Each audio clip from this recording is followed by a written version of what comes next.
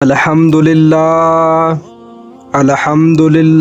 نحمدہ ونصلی علی رسولہ الکریم اما بعد فاعوذ باللہ من الشیطان الرجیم بسم اللہ الرحمن الرحیم۔ اللہ تعالیٰ سے دعا ہے اللہ تعالیٰ صحیح طریقے سے بات کہنے کی، سننے کی، سمجھنے کی، پھر اس پہ اللہ تعالیٰ ہم سب کو عمل کی بھی توفیق عطا فرمائے۔ رمضان کا مہینہ چل رہا ہے اور برابر اسی پہ باتیں ہو رہی ہیں رمضان کے بارے میں۔ کیوں کہ مسلمان روزہ تو رکھتا ہے، بھوکا پیاسا تو رہتا ہے، لیکن ساتھ ہی ساتھ وہ برائی بھی کرتا ہے۔ کیسی برائی؟ جھوٹ بھی بولتا ہے، اور اگر کوئی مسلمان کی دکان ہے یا کچھ بھی وہ سامان بیچتا ہے تو وہ جھوٹ بول کے بھی سامان اپنا بیچتا ہے۔ وہ یہ نہیں سوچتا ہے کہ ہم نے پوری سال جیسے بھی پیسہ کمایا اللہ کو راضی کر کے کمایا یا اللہ کو ناراض کر کے پیسہ کمایا، لیکن اب اللہ تعالیٰ نے ہم کو رمضان کا مہینہ دیا ہے تو اس میں مسلمان کے ساتھ کچھ رعایت کر لے، لیکن وہ ایسا نہیں سوچتا ہے۔ سوچتا ہم نے تو روزہ رکھا ہے، اس کا ثواب اللہ تعالیٰ ہم کو دے دے گا، لیکن میرے بھائی اللہ تبارک و تعالیٰ کو ایسا بھوکا و پیاسا رہنا تمہارا کچھ بھی کام کا نہیں ہے، اسے کوئی مطلب نہیں ہے۔ صرف تمہیں بھوکے رہنے کا ثواب مل جائے گا بس، لیکن روزے کا ثواب نہیں ملے گا۔ روزے کی حالت میں برائی کرنا، نبی پاک صلی اللہ علیہ وسلم نے فرمایا جو شخص جھوٹ بولنا اور برے اعمال ترک نہ کرے یعنی نہ چھوڑے تو اللہ تعالیٰ کو اس کی کوئی ضرورت نہیں کہ وہ اپنا کھانا پینا چھوڑ دے۔ صحیح بخاری کی حدیث ہے۔ بعض روزے داروں کو روزے سے بھوک کے سوا کچھ نہیں ملتا، اور بعض قیام کرنے والے کو قیام سے بیداری کے سوا کچھ نہیں ملتا۔ میرے بھائی اگر کوئی مسلمان روزہ رکھے ہے تو وہ یہ سوچتا ہے کہ صرف اور صرف ہم جو بھوکے ہیں اسی کا روزہ ہے۔ میرے بھائی ایسا بالکل بھی نہیں ہے۔ آنکھ کا روزہ بھی ہوتا ہے کیا کہ ہمیں اپنی آنکھوں سے کوئی گندی چیز نہیں دیکھنی ہے، نہ کسی لڑکی کو دیکھنا ہے اور نہ موبائل میں کچھ گندی فلمیں یا کچھ بھی ہم کو نہیں دیکھنا ہے۔ یہ ہو گیا ہماری آنکھوں کا روزہ۔ نمبر 2، دل کا روزہ۔ دل میں صرف اور صرف اچھے خیالات لے کے آنے ہیں، گندی چیزیں دل میں نہیں لانی ہے۔ جب بھی سوچنا ہے تو اچھا سوچنا ہے۔ یہ ہو گیا دل کا روزہ۔ پھر آتا ہے کانوں کا۔ کانوں سے ہمیں صرف اور صرف قرآن کی آواز، اذان کی آواز یا نعتیں ہیں وہ سن سکتے ہیں، لیکن جیسے گانے، کسی کی چگلی ہو رہی ہے وہاں پہ آپ بیٹھ کے سن رہے ہو، کسی کی برائی ہو رہی ہے آپ سن رہے ہو، تو اس سے بھی آپ کا روزہ خراب ہونے کا اندیشہ ہے کہ آپ وہاں سے ہٹ جاؤ۔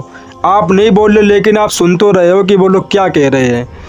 تمہارے دل میں بھی ایسا ہوتا نہیں ہے کہ جب جہاں پہ 2 لوگ باتیں کریں اور تیسرا وہاں پہ نہ بولے؟ ایسا ہم نے آج تک دنیا میں دیکھا نہیں ہے۔ وہ بھی کچھ نہ کچھ بول دیتا ہے کہ ہاں یہ بات آپ نے بالکل صحیح کہی ہے، وہ فلاں ایسا ہے، وہ غلط کام کرتا ہے۔ تو میرے بھائی آپ بھی غلطی کر بیٹھے تو آپ سب سے بہتر طریقہ یہی ہے کہ آپ وہاں سے ہٹ جائیں۔ پھر آتا ہاتھوں کا روزہ۔ ہاتھ سے ہمیں کچھ بھی غلط کام نہیں کرنا ہے، صرف اور صرف نیک اعمال کرنے اپنے ہاتھوں سے۔ پھر آتا ہے پیروں کا روزہ۔ ہمیں پیر سے کسی غلط جگہ نہیں جانا ہے، جیسے شراب کا ٹھیکہ ہو گیا اور جہاں بدکاری کے کام ہوتے ہیں وہاں ہم کو اپنے قدموں سے نہیں جانا ہے۔ تو یہ میرے بھائی یہ پورے جسم کا روزہ ہوتا ہے۔ ہم لوگ سوچتے ہیں کہ بھوکا رہ لیے صرف اور صرف میرا یہی روزہ ہے۔ جھوٹ بھی بولو اور گانے بھی سنو، دوسروں کی چگلی بھی کرو، دوسروں کا دل بھی دکھاؤ، اور حرام کی کمائی سے روزہ کھولو اور حرام کی کمائی سے اپنے بیوی بچوں کو روزہ بھی کھلواؤ۔ ایسے روزے کے اللہ تعالیٰ کو کوئی پرواہ نہیں ہے، چاہے وہ کتنے بھی روزے رکھے۔ روزہ اسی کا قبول ہوتا ہے جو پورے جسم کا روزہ رکھتا ہے، نہ زبان سے کچھ کسی کی برائی کرے، نہ کسی کا دل دکھائے، نہ اپنی آنکھوں سے کوئی غلط چیز دیکھے، نہ اپنے دل میں کوئی غلط خیالات لے کے آئے، کیونکہ اللہ تعالیٰ نے یہ مہینہ ہم کو اس لیے دیا ہے کہ میرے بندے برائیوں کو چھوڑیں اور اچھائی کی طرف آئیں۔ کیوں؟ شیطان اس مہینے میں بند کر دیا جاتا ہے، اب وہ ہمیں بس بسانے والا دنیا میں نہیں ہے۔ پوری سال ہم یہ کہہ سکتے ہیں کہ شیطان ہمیں بھڑکاتا ہے تو ہم سے گناہ ہو جاتا ہے، لیکن رمضان کے مہینے میں کوئی انسان یہ بات نہیں کہہ سکتا ہے کہ شیطان نے بھڑکایا اور ہم نے گناہ کر دیا، کیونکہ اللہ تعالیٰ نے شیطان کو بند کر دیا ہے۔ اور یہ ایک حدیث ہے جو جب رمضان کا مہینہ آتا ہے تو یہ حدیث ہر مولانا، ہر مفتی، ہر عالم دین، ہر حافظ، ہر یہ حدیث لے کے چلتا، وہ حدیث میں آپ کے سامنے پیش کرنے والا ہوں۔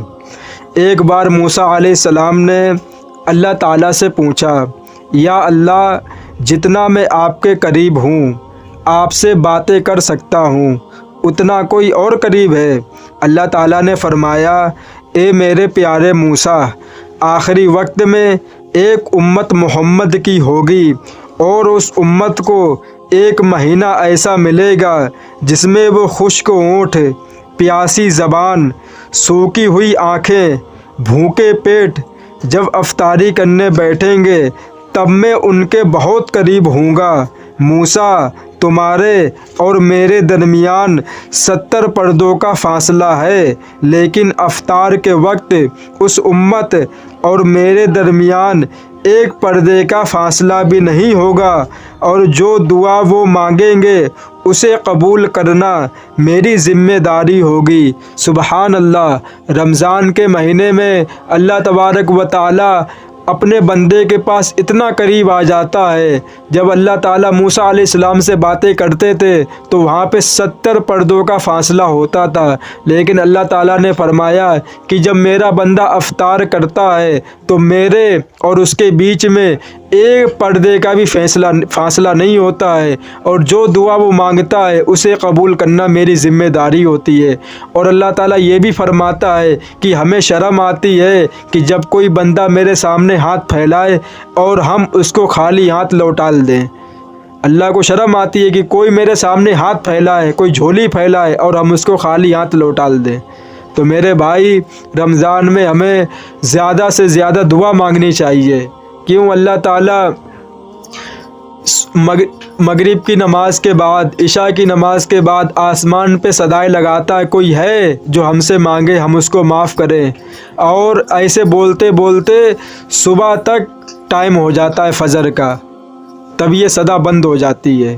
تو میرے بھائی، ہم کو رمضان کے مہینے میں یہ نہیں کہ ہم پورے دن دعا مانگتے رہیں، کوئی بھی ٹائم نکال کے 10 منٹ، 5 منٹ، 15 منٹ بالکل دھیان سے کہیں پہ کونے پہ جا نماز بچھا کے، اور کسی سے بات نہیں کرنی ہے، چپ چاپ اپنے دل کی بات اللہ تعالیٰ سے کریں۔ جو ہمارے بزرگ جو دنیا چھوڑ کے چلے گئے ہیں ان کے بارے میں بھی ہم کو سوچنا ہے کہ انہوں نے ہم سے کیا امیدیں لگائی تھی دنیا کے اندر، کہ جب ہم دنیا سے چلے جائیں گے تو یہ لوگ میرے لیے قرآن پڑھ کے بخشیں گے، میرے لیے دعا کریں گے، لیکن آج مسلمان اپنے لیے دعا نہیں کر پا رہا ہے، ان لوگوں کے لیے کیا دعا کرے گا؟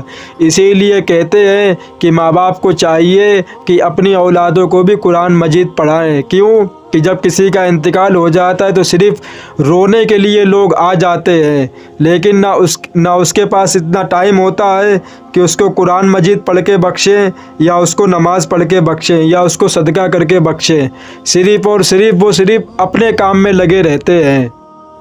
تو میرے بھائی، ہم کو چاہیے کہ اپنے لیے بھی دعا کریں، اور جو ہمارے دادی، دادا، نانی، جو لوگ بھی دنیا سے جا چکے ہیں ان کے لیے زیادہ سے زیادہ دعا کریں کہ اللہ تعالیٰ ان کی مغفرت فرما، ان کے درجات کو بلند فرما، ان کو جنت الفردوس میں اعلیٰ سے اعلیٰ مقام عطا فرما۔ یہ ہم کو دعا کرنی چاہیے، اور اپنے ماں باپ کے لیے دعا کرنی چاہیے، کیوں؟ اور ماں باپ کو بھی اپنی اولاد کے لیے دعا کرنی چاہیے، کیونکہ میرے بھائی ماں باپ کی ایک ایسی دعا ہے جو انسان کی تقدیر بدل سکتی ہے اولاد کی، اس کے سوا کچھ بھی نہیں ہے۔ صرف اللہ تعالیٰ نے دو چیز ایسی رکھی ہے دنیا کے اندر جو انسان کی تقدیر بدل سکتی ہے، جو لکھا ہوا بھی ہے اس کو بھی بدل سکتا ہے، وہ صرف اور صرف ماں باپ کی دعا ہے، اور دوسرے نمبر پہ ہے تہجد کی نماز۔ یہ دو چیزیں ایسی ہیں کہ جو انسان کی تقدیر بدل سکتی ہیں، جو اس کے قسمت میں بھی نہیں ہے، ماں باپ کی دعا وہ بھی اس کو دلوا سکتی ہے۔ تو ماں باپ کو بھی چاہیے کہ اپنی اولاد کو دعا دیتے رہے رمضان کے مہینے میں۔ اللہ تعالیٰ جب کوئی ماں باپ دعا کرتا ہے تو وہ کہیں پہ رکتی نہیں ہے، سیدھی عرش پہ پہنچ جاتی ہے اللہ تعالیٰ کے سامنے۔